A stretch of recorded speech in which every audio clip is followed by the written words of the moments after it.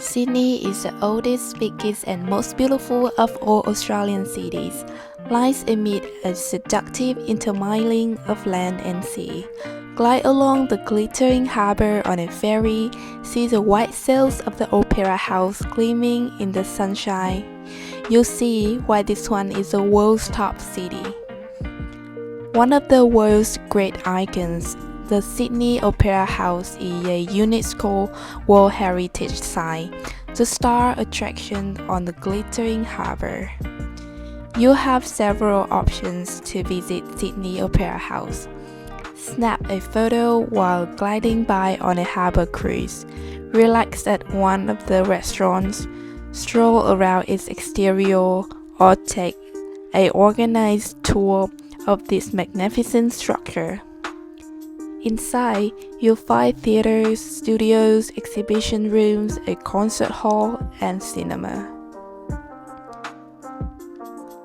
Sydney is famous for its beautiful beaches.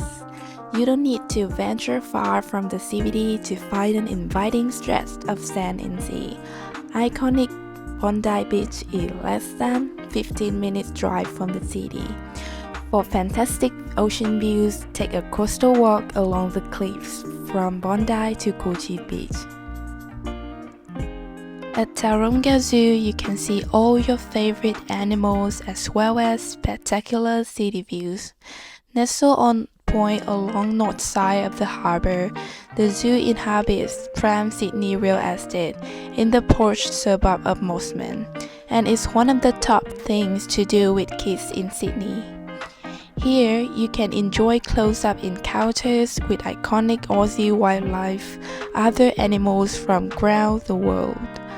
Highlights include African savanna exhibit, tiger trek, chimpanzees, and gorillas. Daily keeper presentations and animal shows add to all the fun. Feed the giraffes, meet the Asian elephants, get up close to the cuddly koala, or make friends with meerkat.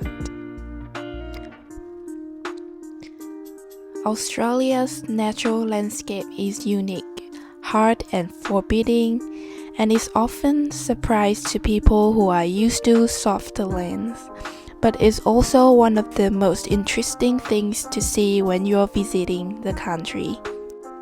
This park is perfect place to swim at secluded beaches, picnic near natural rock pools, bike ride at twisting trails, or just hike through the area and take photos. And between May and November, remember to keep your eyes on sea during your visit.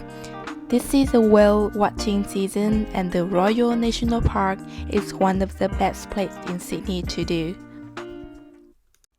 Cockatoo Islands is a small island with a lot of history.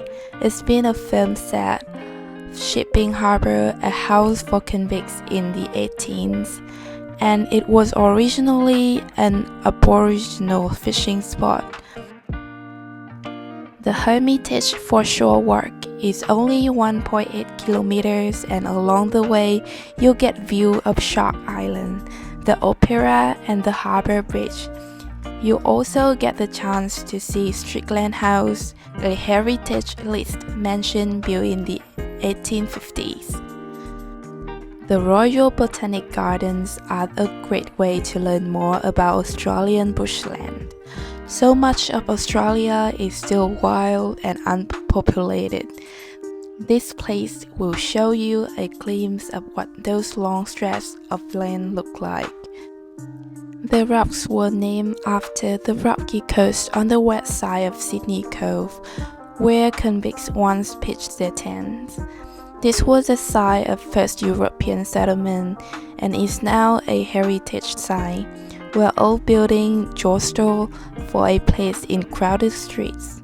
They are also a museum where you can learn more about the famous Sydney site, as well as souvenir shops, cafes, restaurants, art galleries, and markets. Basically, you could spend a whole day in this area just taking the sights and the experience. Darling Harbour itself is beautiful, set against the deep blue ocean. It's the ideal place to spend a day just wandering around and enjoy the hustle and bustle of everyday life in Sydney.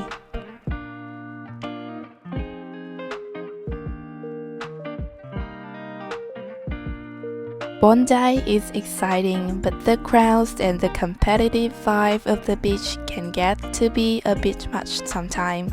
If you're looking for somewhere quieter, somewhere locals go, try Camp Cove. It's a small swimming area just north of Western Bay, and it's perfect place for you to have some lazy beach time.